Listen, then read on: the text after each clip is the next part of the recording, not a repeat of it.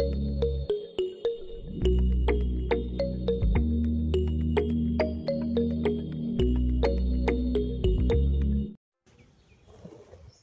yun, shout out mga kalangga. So akala ko live to, vlog lang pala ito. So welcome again sa aking channel PTV, no? Sa bagang pala po, support po tayo sa mga kasama kong charity vlogger, lalo na kay Rachel po, no? So yun mga kalangga, paano ko ba umpisahan? Ang vlog po ito ay actually, no, nag-desisyon na po ako, no? Actually bago ako desisyon, nagpaalam naman po ako sa kung sino ang dapat kong paalaman kay Dudong. Nasabi ko, Dong, alis muna ako sa kubo. Siguro kung may pagkakataon, dalaw-dalaw na lang tayo dyan, no? So yun mga kalangga, bakit ako gumawa ng vlog na ito? Kasi para sagutin ko yung iba na mga, actually ko naman dapat na bigyan ng pansin to, kaso nga lang gusto ko rin malaman ng iba, no? At iba hindi nakakalam kung anong reason. So dati pa talaga nagpaalam na ako dyan, naalis ako dyan muna, kasi para maghanap ako ng ibang source na pwede kong pagkakaabalahan dito bukod sa pagbablog. Kasi ulitin ko, yung mga pumapasok sa aming revenue, kulang-kulang po para sa akin. Kaya naghahanap ako ng ibang source, ibang way. Kaya yun, nagsurvey ako doon sa Alawiaw, wala naman po talaga akong makita. Kasi halos may pwesto na lahat. So dito, pinag-iisipan ko at pinagpaplanuhan kung ano bang dapat gawin, di ba? So yun, kasara dahilan yun. So siyempre, madami ako na kahit ngayon may nagme-message sa mga live, sa mga vlog, may mga comment na hindi ko ba alam kung bakit ganun sila mag-isip. Ang dami pa rin nilang sinasabi. Hindi pa rin sila matigil. Opo. Ngayon, tulad ko, sa sitwasyon ko, hanggang ngayon, spy pa rin daw ako. Pambihira naman yan. Di ba? Oo. Spy pa rin daw ako. Ano bang ibig sabihin ng spy para sa inyo, sa mga sarado isip dyan, no? Bakit ang isang tao gagawa ng, kumbaga magiging spy? Kung alaman natin na wala man tayong magandang mapapala dyan. Di ba? Kung isipin mo pa lang, no? Isipin mo pa lang, pagiging spy o spy sa isang tao. Wala namang magandang mabuting kahihinat na yan, at wala tayong magagawa dyan o walang mabuting magagawa yan sa isang taong nag-spy. Idea sa atin, nag-iisip tayo ng ganyan, di ba? Oh, binibigyan nyo ng sama ng loob ang sarili nyo. Isa pa doon, sa sitwasyon ko, di ba? Kasi talaga, sabi ko nga, saan ba ako lulugar? Oh, di ba? Kasi ako naman talaga, sabi ko sa inyo, hindi ako yung yung tipong kakalimutan ko lang lahat, mag-support lang ako sa isa, kasi dalawa nga yan di ba?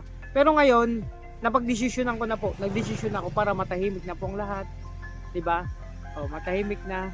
May nagtatanong din sa akin kung inibang ko naman daw ang kubo. Actually, ito lang na desisyon na ako na umalis na sa kubo. Sa sitwasyon ko ngayon, sa sitwasyon namin ngayon, para hindi na po madamay ang iba ko pang mga kasama dito, at pati sa akin, napapasama po kasi masyado ako Oo, pero sa akin okay lang naman kung mag-isip sila sa akin ng hindi kaganda, mag-isip sila sa akin ng masama. Kasi totoo lang, ako, wala sa vocabulary ko yung masamang tinapay. At alam yan ng mga kasamahan ko. Hindi ko ipinagyayabang ko yan. Alam yan ng mga kasamahan ko, dati pa, no? Lahat sila doon, no? Kung sino nakasama ko, no? Sa personal no? Na hindi ko pwedeng ipagyabagan, pero andyan, yan ako. Sabi nga, kapag pinalaki tayo ng magulang natin na mayroong unang-una, may takot sa Diyos, no? May respeto sa kapwa, no? Dawin na magmahal tayo ng kapwa, andyan pa rin respeto, no? Meron kasing plastic na pagmamahal. Meron yan. Based on my experience, marami akong kilalang tao at nakasama na rin na ang pagmamahal nila ay may kaplastikan pala. At totoo lang, wala mga magagawa dyan kung ganyan ang, may mga taong ganyan, no? Tema nila sa buhay, pero wala, talo kayo dyan, no? Sa akin naman, ayoko lang na kaya ang sagot ko po dyan sa mga nagtatanong din sa akin, no? Kahit sa live, sabi, ako daw ay din. Kumbaga, ang dami kasi, no? At walang hindi naman natin kailangan patulan yan Kaso nga lang, para malinaw sa lahat, no? Ano bang reason, abang dahilan, no? Ngayon, isa pa sa reason po kung bakit, para matigil na pong lahat. So, sabi ko nga, panahon na siguro para umalis na ako sa kubo talaga, no? Na mag-focus na lang po ako dito. sa mga kasamahan ko, lalo na sa team ni Rachel, kasi nandito po ako, no? Para matigil ang lahat, para wala na silang makitang butas, kasi ang iba dyan, yung mga basher na yan, mga gumagawa ng issue, sarado isipan, hindi ko alam kung bakit hanggang ngayon hindi pa rin sila nagbabago, no? Alam naman na sa sarili nila na mali ang ginagawa nila, andyan pa rin, patuloy pa rin, humahanap ng butas. O, di ba? Kaya sabi ko, nagdesisyon na ako, para naman sa ganun matigil na, no? Focus na lang din, no? Kasi totoo lang, grabe kayo sa akin, no? Sobra kayo mag-isip, no? Sobra kayo. So hindi ko alam kung anong pinaglalaban nyo, no? Hindi ko alam anong pinaglalaban nyo na may masabi lang kayo, makapaghusga lang kayo sa kapwa, ano, kahit di nyo iniisip kung ito ba'y nakakasama, oo, nakakasakit, no? May masabi lang kayo. Ang iba dyan, gumagawa pa ng patuloy pa rin ngayon ng issue. Ang tanong, kailan ba kayo titigil? No? Ano ba magandang maidudulot niya sa inyo? Diba? Alam nyo naman sa sarili nyo. No? Mag-iisip ka pa lang, magta-type ka pa lang, magko-comment ka pa lang, magchichismis ka pa lang. Papasok rin sa isip mo kung tama o mali ang ginagawa mo. Dawin na magchismis ka, o na magkwento ka, o gumawa ka ng issue, o magko-comment ka man, dun sa taong hindi mo tunay na kilala. Dun sa taong hindi mo alam kung anong pinagdadaanan niya. Diba? Dun sa taong hindi mo alam kung anong sitwasyon niya. Diba? Oh, tulad niyan kay Rachel. Hanggang ngayon hindi pa rin kayo matigil. Ayaw nyo bang sumaya ang tao? Diba? Ayaw nyo bang yung minsan na minahal nyo, no? Minsan inidolo nyo ay maging masaya, no? Kasi ang iba niya sa totoo lang, yung mga nagiging basher, supporters din naman ang iba eh. Hindi ko alam kung bakit ganun sila mag-isip. Diba? Ayaw nyo ba yung minsan na minahal nyo, o kahit hindi nyo man minahal, na may nakita kayong tao na nagiging masaya dahil sa dati may pinagdadaanan siya. Oh, support na sana tayo. Pero kung ayaw naman magsuporta, wala naman sanang problema. So wag itigil nyo lang yung grabe. Hindi ko alam kung anong pinaglalaban nyo at ano pa yung maganda o mabuting maidudulot niyan sa inyo. Di ba? Tulad ko, ang daming sinasabi, napunta pa raw ako ng Kubo. Nagbablog pa daw ako doon. Dati sabi ng iba, puro na lang Kubong vlog. Magpunta ka naman doon sa kabila, nung nandito na ako, ang dami nyo pa rin nasasabi. Mga sarado isip nyo. Mga, hindi ko alam kung anong pwedeng itawag sa inyo. Oh, di ba? Oh. Kaso nga lang, sabi ko nga, ang tao may iba-ibang pag-uugali, katangian, di ba? Iba-ibang sikreto, di ba? Pero lahat yan may kabaitan. Pero depende na lang sa ating tao natin ganyan. Di ba? Kaya sabi ko nga, ano na tayo dito? Saan na lang tayo dito pupunta? Oh. Saan tayo lulugar dito? Di ba? Oh. Ito na naman, umalis na ako doon sa Kubo. Meron pa rin. Oh. Tuloy ako lang kinalimutan. Ikiso ganyan, ganito. Grabe naman yan. Pero ngayon mga kalangga, nagdesisyon na po ako. Na para matigil ng lahat, maging okay na. Dito na po muna ako. So hindi na muna punta ng Kubo. Alam na may ni Dudong, kahit nagpaalam naman ko sa kanya, pero alam na may ni Dudong kung sino si Kuya Alvin. Diba? Mga kasamahan ko doon, dati, alam nila kung paano, kung sino si Kuya Alvin, nakilala nila sa personal. Kung paano ako kung paano nila nakilala. Hanggang ngayon naman, no? Kaso nga lang, kailangan na muna natin. Ang iba ayaw pa rin, gusto pa rin na pumunta ako ng Kubo. Doon pa rin ako, mag-vlog pa rin ako doon, magdalaw pa rin ako. Actually, marami akong project pa rin doon. Kaso nga lang, sa sitwasyon ngayon, sobra na sila.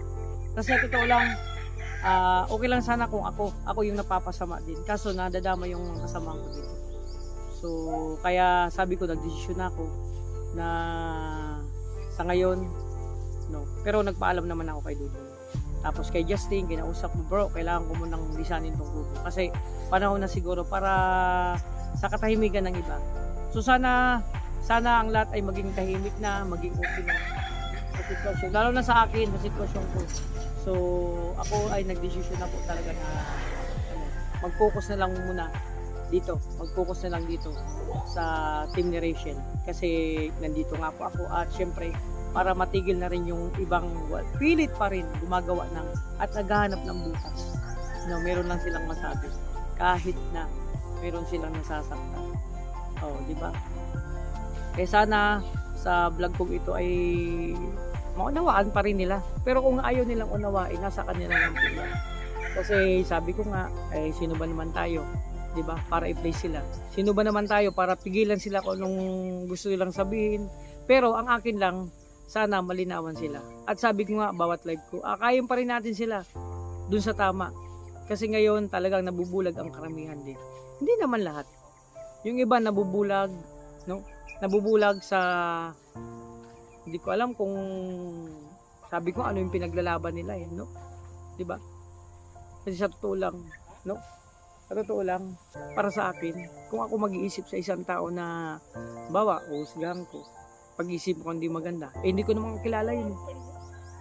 Masakit, mahirap, parang hindi ko kaya kasi hindi ko manggawain yan Pero bakit nyo kinakaya yan? Hindi ko alam.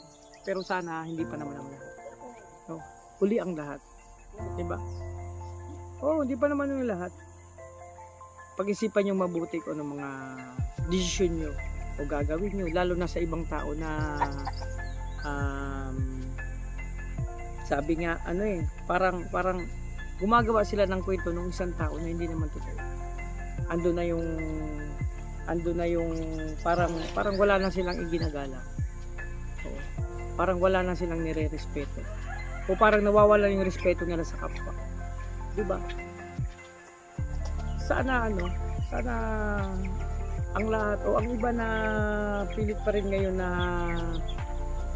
tawag dito, no? Ginagawa ng kwento ang buhay ng iba na sa tingin nilang tama o mabuti yung ginagawa nila na hindi nila alam na sa ginagawa nila, no? At ginagawa nila ay nakakasakit na pala sila ng damdamin. 'Di ba? Ngayon marami na rin nangyayari sa mundo. Hindi natin alam, malay natin. Sabi nga, si Jesus Kristo'y babalik. Sana bago siya bumalik, prepare tayo. Prepare po kayo. Ako, hindi man ako perfecto, pero kung sakali man dumating, kunin yung buhay ko, prepare ako. Proud ako. Na kung ano ako dito sa mundo, ano yung pinakita ko. Proud ako, prepare ako. Ang ibig ko lang sabihin mga kalangga, sa mga pilit pa rin gumagawa dyan ng hindi mabuti, alam naman nyo sa sarili nyo kung tama ba yan, di ba? Yung pag-iisip, yung sa isip, mas malupit yan. Mas mahirap po yan na gawin, yung sa isip. No? Mas mahirap yan, kumbaga sa kasalanan ng tao, mas mas mabigat. Pero sana, sabi ko nga, hindi pa naman lahat. No? Hindi pa naman huli ang lahat. Baguhin nyo po yung attitude nyo. Baguhin nyo po yung sistema nyo. Baguhin nyo po kung gawin na kayo kumbaga, yung daily life nyo. Di ba? Kasi araw-araw na lang. Araw-araw na lang may ganyan. No? Ano ba yung pinaglalaban nyo sa paggawa ng masama? Masama kasi yan masama kasi nag-iisip ang hindi masaka pa. Yung pagbabash, akala nyo ganyan lang yan? Ha? Paghuhusga yan? Hindi mo alam ang kwento tapos may sasabihin ka binabash yung isang tao. 'Di ba? Manghihusga sa kapwa yan. Hindi maganda yan. Tulad ko sa sitwasyon ko, pero ito nagdesisyon na po ako para malaman ng iba, di ba? Kung bakit ako'y ngayon napansin niyo wala na raw hashtag, no? Wala na raw hashtag kay Dudong, kay Rishi na lang kasi no, focus na tayo po. Ako nagdesisyon na ako na focus na po. Kasi andito po ako. Ayoko lang gumulo pa. No, sa pamamagitan ko. Okay lang sa akin na marami silang masabi. Wala akong problema, wala akong magagawa kung gayantin niyo sa akin. Wala akong magagawa kung manghusga kayo ng kapwa. Ang akin lang sana, dati kaya kung bakit ako bumabalik-balik doon at pa rin, kasi syempre ayokong kalimutan din. Kumbaga, support ako. No? Kasino man sa kanila. Pero, meron pa rin masasabi. Ewan ko lang ngayon sa pag-alis ko doon. Kasi, totoo lang, iba naman talaga. Wala naman sa akin problema yun. Iba, gusto pa rin ako makita sa ko. Pero, sabi nga ng iba din, kasi pinagtatanto-tanto natin yan. No? sabi rin ng karamihan ay mag-focus na lang din ako dito. Tama, mag-focus na lang din ako dito kasi ano para hindi na pag-umpisahan pa, no? So sana sa pag-alis ko doon, maging okay na ang lahat. Wala nang ibang ano pa, 'di ba? Kasi totoo lang ako, tagos lang naman 'yan. 'Di ba? Tagos lang naman. Ang akin lang sana ang gusto ko lang ako sabi, hindi daw ako makontento sa isa. Grabe naman kayo. Si Kumari nag-iisa lang yan sa buhay ko. Bakit? Hindi, ibig ko sabihin, sabi nila, hindi daw ako makontento sa iba, namamanga ako sa dalawang ilog. Hindi naman ang tipo ang gusto kong ang sa tingin nilang ganun. Pero sa akin, nagsusupport lang ako sa dalawa. Kaya ako napunta-punta doon. Pero ngayon, tatapusin ko na po muna yan. Pero, di ba, kasi yun nga, mag-focus na lang. Tama naman sabi nila, mag-focus na lang din. Kasi kung saan ako. So sila doon, hayaan ko na lang din kahit dun sa ano. So yun, ang desisyon na po ako para malaman ng iba, karamihan, na hindi na pa isa-isang nagtatanong pa. No? So dito sa vlog ko, malalaman nyo. So ngayon, focus na po. Sana ang lahat mag-focus na rin. No? Wala nang mga pasaring-saring pa. No? Mga kalangga. So sana, magiging okay na ang lahat. No? So, yun. Tsaka,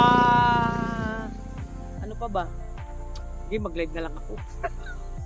Para kasi pag live, meron mga tanungan, sasagutin natin yan. Ha? So, ito namang vlog ko na to para, ano din, maiparating ko din sa iba na hindi nakakaalam. At sana, no, sa mga hindi nakakaalam din, at malaman nyo kung ano isa sa dahilan din.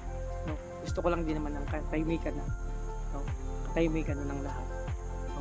Sa sitwasyon ko. And then, sana, hindi pa rin kayo magsawa mag-support sa amin. Basta ang akin lang naman, maging okay ang lahat. Diba? So, hindi ako nang aaway ha. Ang gusto ko lang naman, sa mga basher dyan, nananawagan ako. Sa mga sarado pa rin isip na pilit gumagawa ng issue, pilit gumagawa ng kwento, no? Panawagan ko lang po sa inyo. Hindi pa huli ang lahat. Bakit nyo hahayaan na pasukin kayo ng dilim sa sarili nyo? Diba? Bakit nyo hayaan na gumawa kayo ng mali? Pwede naman tama. Diba? Wag sana sa'yo magpasakop dun sa mali. Pero walang taong hindi alam na mali ang ginagawa niya. O tama. Alam natin yan. No? Alam natin yan kasi nga 7 years old, alam nila kung tama ba o mali yung pagsisinungaling. Tama ba? Kasi paggagawa ng kwento, pagsisinungaling yan eh. So alam yan. Lalo pa kaya tayo, hindi naman tayo mga bata. Mga bata isip. No, maliban lang kung nagpapakatawag nun, parang ano bang words na to? No? Parang hindi ka nagpapaka-matured. Parang ganoon, 'di ba? 'Di ba? Sana maging huwaran tayo sa mga taong nakapalibot sa atin, lalo na't maging huwaran tayo sa mga taong mas nakakabata sa atin.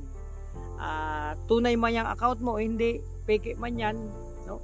Sana alam mo sa sarili mo. No, maging huwaran na lang sana tayo at gawin na lang sana natin ang tama instead na mali. 'Di ba? Ang pinakamaganda diyan, no? Bukod sa gagawin ng tawa, magsuportahan na lang. O support niyo lang. Kung ayaw naman, tahimik na lang tayo, 'di ba? Manahimik na lang tayo. At least wala tayong hinanakit dito at hindi tayo kagawa ng kasalanan at hindi tayo nakakasakit ng kapwa natin. Parang ganun lang, 'di ba? Simple lang naman ang buhay. Gawin nating masaya. Kasi ako hindi naniniwala na ang isang tao may kinikimkim o dinadala sa bigat sa dibdib nila dahil sa ibang tao na ginagawa nila ng kung ano-anong mga kwento o pinangisga nila. No? Naniniwala ko dyan na walang kasiyahan sa sarili mo sa buhay mo. Hindi kayo happy.